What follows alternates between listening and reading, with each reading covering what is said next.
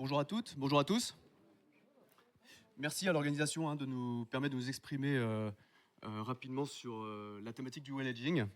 Je suis Guillaume Collin, je fais partie des équipes commerciales de CEPIC et Solange travaille également chez CEPIC dans la division marketing. Ce qu'on aimerait vous proposer à travers ces 20 prochaines minutes, c'est plutôt un regard, on va dire, d'industriel. C'est-à-dire qu'on a parlé du consommateur ce matin. Le well hedging, c'est une révolution. D'où le titre d'ailleurs, c'est une révolution, ça a aussi été en interne, de par notre perception, notre conception, on va dire, de l'ingrédient, des attentes, et aussi la manière d'y répondre. De facto, les solutions qui en découlent sont aussi impactées par les changements qu'on peut obtenir, qu'on peut voir sur le marché, et qui sont induits par le consommateur. En tout cas, c'est ce qu'on va essayer de vous démontrer.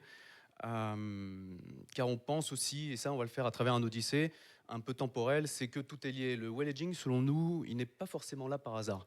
Il y a une sorte de lien qui s'est fait avec tout ce qu'on a pu voir par le passé. On a parlé de certaines tendances ce matin, on va y revenir. Moi, je vous propose un odyssée temporel sur ces 10 dernières années pour vous expliquer un peu comment s'est construit la réflexion de CEPIC, quels ont été peut-être des éléments un peu déterminants dans la réflexion, un ingrédient, une tendance, qui nous ont aidés à façonner les réponses qu'on propose aujourd'hui. Et on commence il y a 10 ans, on l'a dit ce matin, si on parle du vieillissement, il y a 10 ans, la tendance qui a pignon sur rue, si je puis dire, c'est l'anti-âge. On parle d'anti-âge, c'est le terrain de jeu, si vous me permettez l'expression, de toutes les personnes travaillant dans la cosmétique. Et ça se ressent même jusqu'au non commercial de certains ingrédients. Ici, on va parler de surface, on a parlé de correction, on va travailler sur ce bouclier qui est la peau, de la correction du défaut, la correction ciblée, l'expertise technique, ça, c'est tout ce qu'on entend.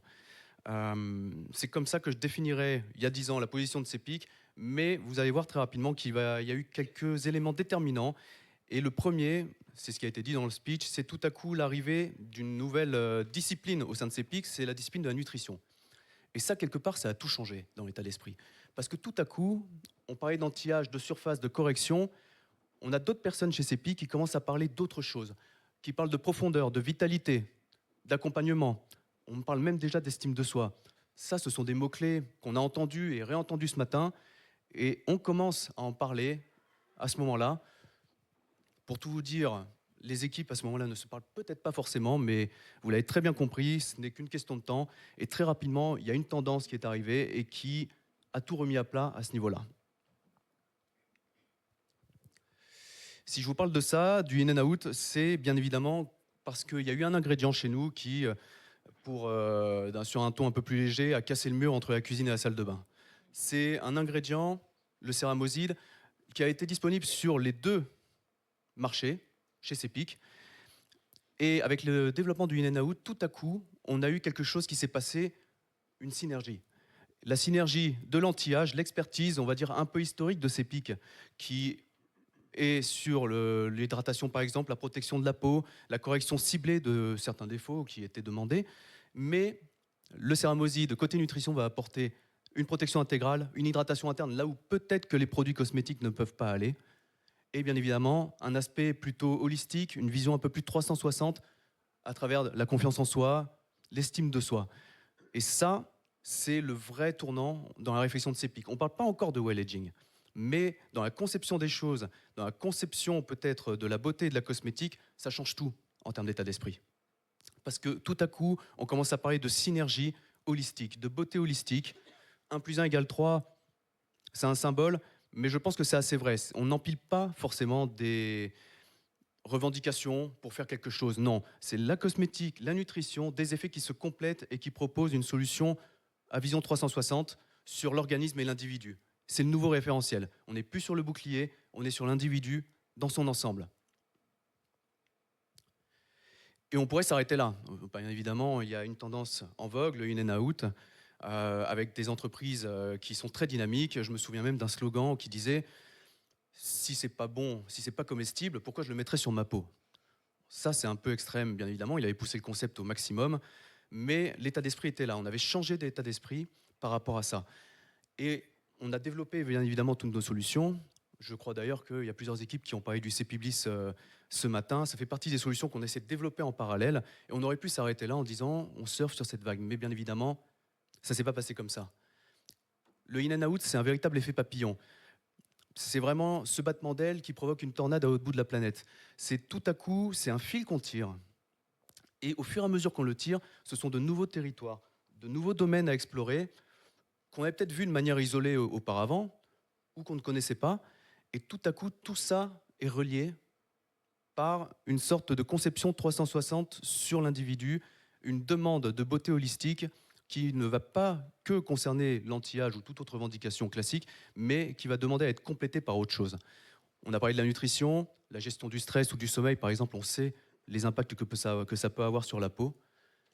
Là aussi, on s'est positionné, on a essayé de regarder différemment. Qui dit stress, gestion du stress dit neurocosmétique. Et là, tout à coup, s'ouvre un champ des possibles complètement innovant et différent. La neurocosmétique, on en est au début, mais on sent de suite qu'il y a une complexité qui peut avoir un certain rôle dans la cosmétique. On a parlé également de l'estime de soi. L'estime de soi, c'est quelque chose qui a été assez innovant pour nous. C'est bien évidemment quelque chose qu'on creuse. On essaie de le matérialiser à travers certains tests pour démontrer autre chose qu'une correction technique. L'estime de soi, on l'a déployé bien évidemment sur des actifs, sur des excipients également, preuve que on élargit notre focale par rapport au champ des possibles, on ne se réduit pas à certains actifs ou quoi que ce soit, on regarde tout. Ça, c'est un vrai changement de vision. Et ça, quelque part, ce sont ces tendances-là qui nous obligent à regarder différemment, à ne pas rester sur certaines positions et à regarder d'une manière un peu innovante. Vous voyez ces différentes revendications, il y en a plein d'autres. J'en ai cité 6, on pourrait parler du biomimétisme, on pourrait parler de toutes ces tendances-là ou ces revendications qu'on nous demande de plus en plus, qui font partie d'un état d'esprit assez nouveau. Et quand on parle de toutes ces revendications, quelque part, il y a un lien qui se fait. Je ne vous fais pas un dessin, c'est le thème d'aujourd'hui. Il y a quelque chose d'assez central par rapport à toutes ces données qui montre qu'il y a une certaine construction, une certaine suite logique. Aujourd'hui, si vous demandez à quelqu'un de ces pics le visage de la tendance de l'anti-âge, on pourrait citer celui-ci. L'anti-âge comme une vitalité, c'est la conception qu'on en a, c'est ce qu'on aimerait promouvoir à travers notre vision. Et quelque part, le well aging apparaît finalement comme une sorte de dôme qui va regrouper toutes les différentes tendances qu'on a vues juste avant, tous les nouveaux territoires qu'on a travaillés, parce que chaque brique peut apporter quelque chose dans la réflexion à cette tendance-là. Bien évidemment, on essaie de compiler tout ça, nous, en tant qu'industriels, mais ça nous donne quelque part une réponse que l'on pense être complémentaire quand on voit sur la partie de gauche l'expertise anti-âge, la correction ciblée, la protection. Ça, c'est notre savoir-faire depuis 30 ans, qui percute tout à coup tout ce qu'on vient de voir. L'harmonie holistique, la résilience cutanée, pour aboutir à un but, bien vieillir, une expérience globale. C'est ça qui se passe. Et c'est ça le vrai changement d'état d'esprit et de conception. Aujourd'hui, quand on a une innovation chez CEPIC, on n'est plus que sur le technique, on nous demande de regarder ça, ce qui est assez innovant. Je pense qu'il y a 30 ans, on aurait demandé de regarder cela à certains experts CEPIC, on m'aurait dit « oui, c'est sympa comme idée, mais c'est bien, on verra ça plus tard ». Là, c'est obligatoire. Là, c'est des choses maintenant, on est obligé de le voir pour chaque innovation qui sort de CEPIC. Et on regarde également, je ne vous l'ai pas dit, mais les dossiers des ingrédients existants. C'est hyper important. On ne surfe pas uniquement sur l'innovation, on se remet en question sur également ce qu'on a fait, pour essayer de voir s'il n'y a pas un impact autre sur telle ou telle revendication qui pourrait nous aider à voir l'ingrédient autrement, à proposer un ingrédient qui va répondre différemment à une problématique, et à sortir peut-être de ce qu'on avait l'habitude de faire à ce niveau-là.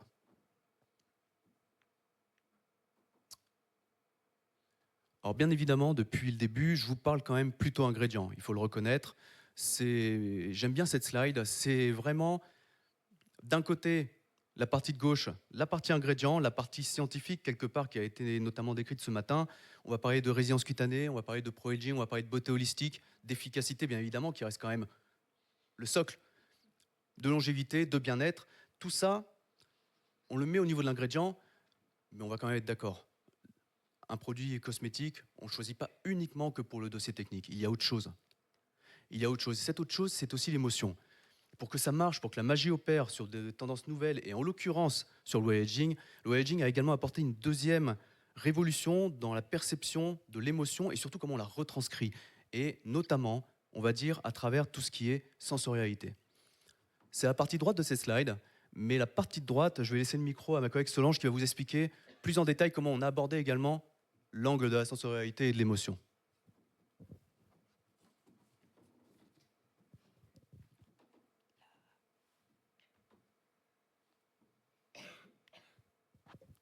Donc, merci Guillaume pour toutes ces explications. Donc, en effet, maintenant, on va regarder donc, comment est-ce qu'on peut concrètement mettre en place tous ces éléments. Donc, comment est-ce qu'on va éveiller les sens à travers des produits cosmétiques.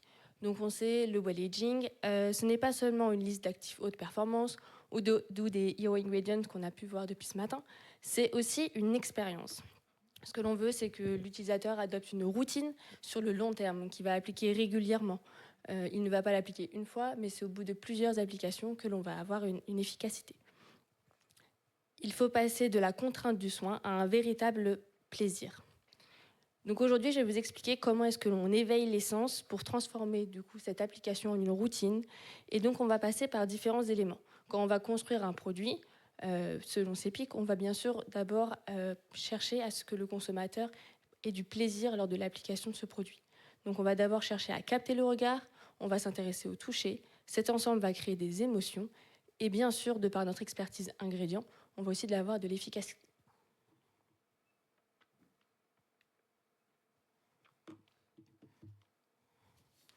Donc, comment est-ce qu'on va d'abord faire cette partie-là? Donc, qu'est-ce qui est le plus important? Ça va être de capter le regard. Donc, une fois que vous rentrez vous allez vous balader, ce qui compte, c'est le regard. Donc, quand vous regardez une vitrine, vous allez d'abord éveiller votre premier sens qui va être le regard. Vous allez, avant même toucher le produit, estimer si vous allez avoir envie de toucher ce produit ou pas. Les produits cosmétiques ont donc évolué dans le temps, on en a parlé aussi ce matin, pour susciter de plus en plus le regard. Fini la crème blanche basique pour l'hydratation, maintenant on veut capter le regard, interpeller le consommateur. On veut des textures paradoxes, on veut du surprenant. On retrouve maintenant des textures sérum, des textures très fluides qui ressemblent à de l'eau, des produits solaires repensés pour qu'ils soient plus efficaces, qu'ils soient aussi hybrides, pas seulement des produits pour avoir une protection solaire, mais aussi pour avoir du soin. Pareil pour le maquillage, on retrouve de nombreux produits hybrides. Il y a aussi le retour des biphases, qui sont des produits extrêmement visuels, qui vont attraper le regard. On peut y ajouter des nacres, on peut jouer avec tous ces éléments-là pour capter le regard. On va aussi retrouver des textures inspirées d'autres technologies, comme par exemple l'encapsulation, que vous pouvez retrouver en nutrition ou en pharma. On va aussi avoir l'influence de la food. Donc, comme vous pouvez le voir avec une texture, par exemple, chantilly, je pense que vous êtes adepte de tout ce qui se passe sur les réseaux sociaux, avec tous les réels qui vous donnent juste envie de manger le produit. Donc, le défi, c'est d'offrir l'impossible, une texture qui sort de l'ordinaire, à laquelle on ne pourra pas résister. Le produit doit être beau, il doit promettre une pause sensorielle qui va contribuer au bien-être de la personne.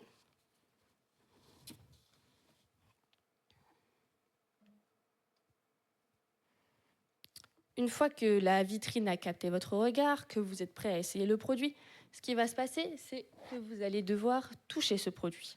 Et c'est là qu'on rentre vraiment dans le domaine du sensoriel. Ce passage donc de l'œil à la main repose entièrement sur ce que l'on appelle chez CEPIC le châssis de la formule. Imaginez du coup que la structure de votre produit, c'est quand vous entrez dans la boutique. C'est l'architecture de celle-ci. Si le décor est assez froid, que vous n'êtes pas confortable dedans, vous ressortez aussitôt et vous n'essayez même pas le produit.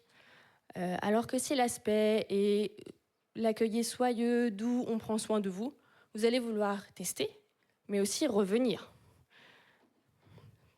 Donc, on va vraiment travailler ce châssis, cette formule, ce produit cosmétique autour de différents éléments, puisque tout ceci vont être la signature du produit. Et aussi un petit peu la promesse de l'efficacité. Donc on va avoir un toucher très quick break, donc un effet de fraîcheur immédiat comme une brise marine, ou alors on va préférer quelque chose de très cocooning, très câlin, par exemple comme vous pouvez avoir le toucher du gel trap, où vous allez avoir aussi une cascade de sensorialité. Il y a vraiment un large panel de sensorialité possible pour répondre aux différents besoins des consommateurs. On va pouvoir avoir aussi des finis différents. On peut avoir un effet glossy, un effet très mat. Tout cela est très important sur le côté sensoriel du toucher.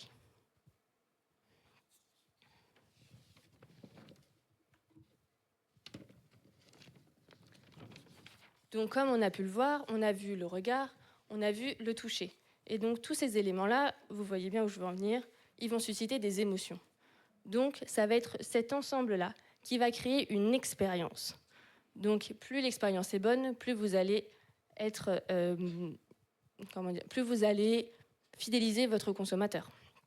L'émotion, elle naît souvent de la surprise. Donc vous allez avoir le décalage entre un visuel et le toucher, la sensorialité inattendue. Je pense qu'on s'est tous fait avoir sur des produits qui ressemblaient à des choses très très compactes et au final, quand on l'applique, très léger et on peut continuer sa routine derrière. Ces émotions, elles sont essentielles. Comme on peut le voir d'après Mintel, on va améliorer l'humeur rien qu'avec des routines de cosmétiques. On va aussi avoir de l'apaisement. On va vraiment prendre soin de soi et donc prendre soin de soi par la peau, mais aussi du coup intérieurement. Donc chez Cepic, on accorde vraiment une grande importance à ce côté-là et on va construire des châssis qui répondent à ces éléments d'émotion. On va faire des cascades émotionnelles, on va réfléchir aux différents touchés pour que ce soit le plus adapté. Bien sûr, on va ajouter des actifs ciblés, donc que ce soit en fonction de l'âge de la personne, que ce soit pour les peaux matures, pour les peaux plus jeunes. Et tout cela va jouer le rôle dans leur efficacité. Donc comme j'ai dit tout à l'heure, un produit, on doit l'appliquer plusieurs fois. Même si on a les excipients qu'il faut, il faut l'actif qu'il faut. Et donc, on va avoir une routine qui va se créer. Et donc, on va créer un produit en harmonie pour la personne.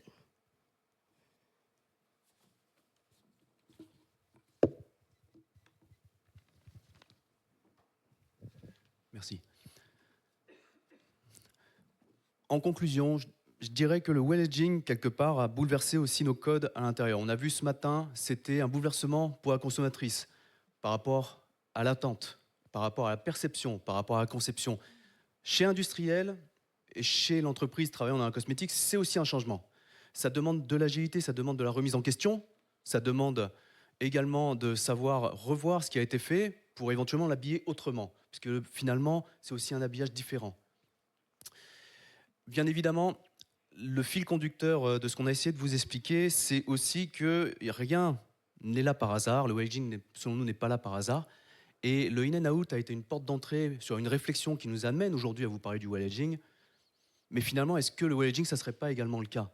C'est peut-être ça aussi. Est-ce que le well-aging n'est pas une porte vers autre chose?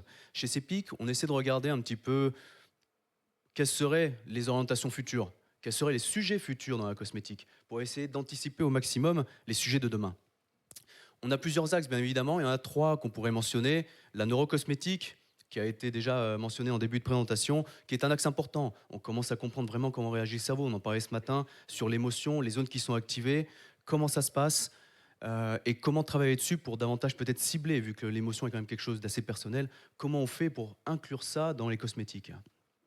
L'IA, bien évidemment. L'IA, je pense que depuis 3 ans, on a tous le sentiment quand même qu'on aborde une sorte de petite révolution avec l'IA, qu'on arrive avec un outil qui va potentiellement transformer beaucoup de vies. L'IA dans la beauté, ça se matérialise comment? Il y a pas très longtemps, L'Oréal, en 2025, a signé un partenariat avec NVIDIA. C'est lourd de sens. C'est quand même quelque chose qui est assez, on va dire, innovant, et en même temps, on le comprend. Il y a 30 ans, L'Oréal qui signe avec Microsoft, peut-être qu'on le comprend un peu moins. Là, il se passe quelque chose. Pourquoi? Parce que tout à coup, on a un outil qui pourrait nous permettre une surpersonnalisation avec cet assistant au bout de notre main, disponible 7 jours sur 7, 24 heures sur 24, et qui en plus nous dit tout ce qu'on aime. Bien évidemment, c'est peut-être un peu le piège aujourd'hui, mais on sait que ça va évoluer, et on sait que ça peut être un outil qui va impacter tous les domaines, y compris la cosmétique. Et bien évidemment, le troisième point, ça reste quand même l'éco-responsabilité. Le well aging, c'est une perception de son environnement. On sort de la peau, on sort de la surface, du bouclier dont on parlait, et tout à coup, on réfléchit organisme, environnement. Mais qui dit environnement dit ce qui nous entoure. Bien évidemment, l'impact de tous les domaines est important, et l'impact de la cosmétique aussi, c'est quelque chose qui restera bien évidemment dans la réflexion, je pense, pour les années à venir. Ça, bien évidemment, les années futures, je laisserai les étudiants qui sont présents y réfléchir. J'espère qu'ils nous tiendront au courant. En tout cas, merci beaucoup de nous avoir écoutés. Et puis, si vous avez des questions, n'hésitez pas, bien sûr.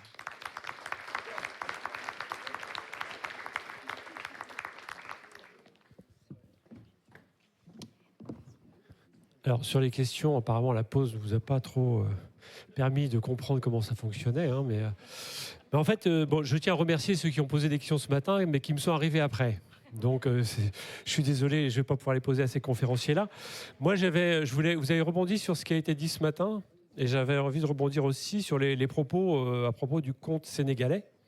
Alors, je ne sais pas si je vais être le despote ou le vieux monsieur ou la vieille dame à poser la question, mais qu'est-ce qui est le plus efficace, le in ou le out? C'est une bonne question, ça.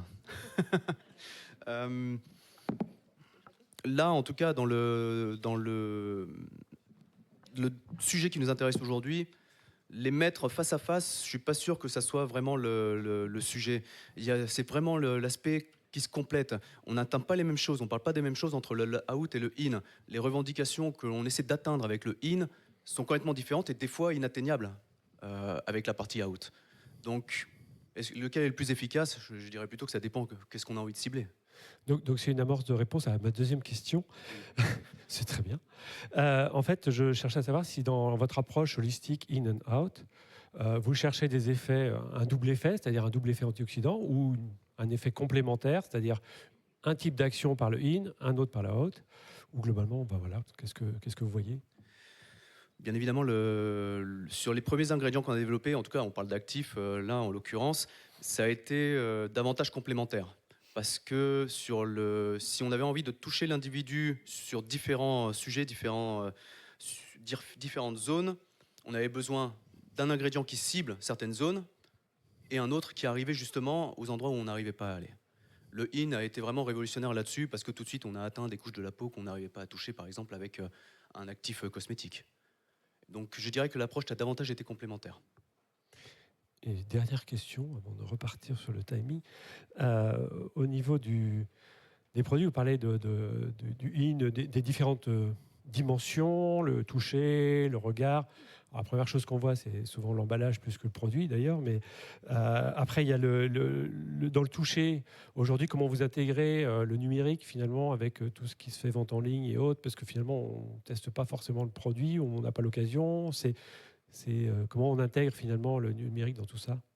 Alors, je dirais qu'en effet, le toucher, maintenant, le regard a pris plus de part sur le toucher. Mais personnellement, quand un produit m'interpelle, je vais aller le toucher.